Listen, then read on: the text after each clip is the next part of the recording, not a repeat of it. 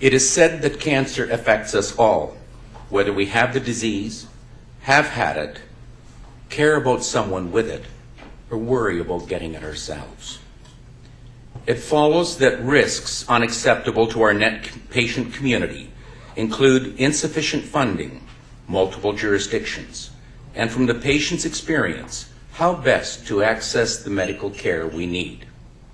Funding is needed to cover research and operating costs, as well as ongoing investments to sustain and grow the program to meet increasing demand.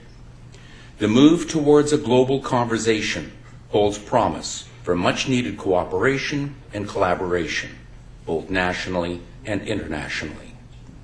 And for patients, opportunities for an increased understanding of factors to evaluate in choosing among options available for the management of advanced net disease and monitoring the outcomes.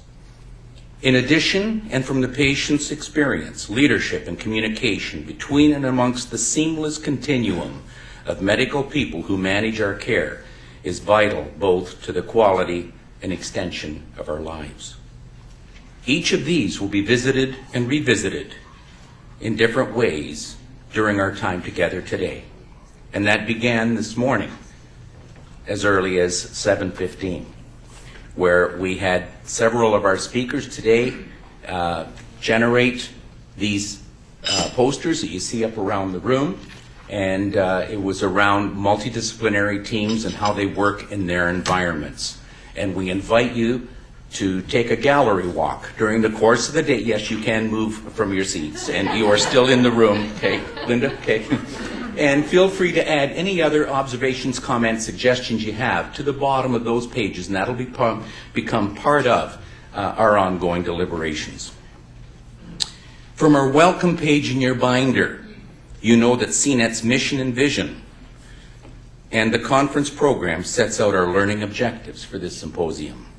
So we encourage you to think of your conference not as an event, but as a foundation for building and acting on what you already know and understand. Specific issues, problems, or challenges needing remedies will be reflected throughout today, and others will emerge from yet further conversation and reflection. Implications will surface for behaviors that we need to influence, change, promote, or advance, not only in ourselves, but as stakeholders in our respective circles of work and life. We do know that to generate long-term beneficial change, individually and collectively, collaboratively, people must act on their insights and new ideas. One definition of an effective conference is that participants and presenters alike find or create new ideas and then act on them after the event. Said differently, one shared goal is improved outcomes for our net patient community. So we ask you to think about how you will participate. You can start with, why am I here? Or what do I want to accomplish during this conference and beyond? Answers to these can help each of us set objectives for our personal involvement.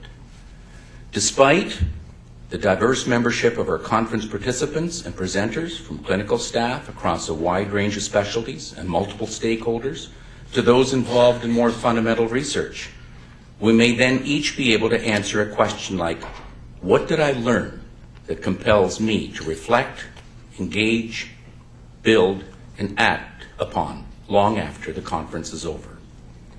Most helpful for our net community over our time together and beyond are your reflections and questions on presentations and discussions. Please use the question comment cards in your binder front cover, in the envelope, and on your tables. We will collect these. Right, Perrette? I will be collecting these. That's what they look like. During the course of ongoing presentations, and then we will hold all the questions until the formal question and answer period at the end of the morning and the one at the afternoon. I will collect all of these from Perrette, and we will give them to our conference coordinating medical team here to triage and prepare for those question and answer periods. Equally important are your detailed responses to the 4 focus questions on your experience as a net patient. We ask that you complete it so we can continue to help our evolving multidisciplinary teams get as close as possible to the patient issue. Seamless access to the high quality, comprehensive care that we need, because there can be no equity of outcomes without equity of access.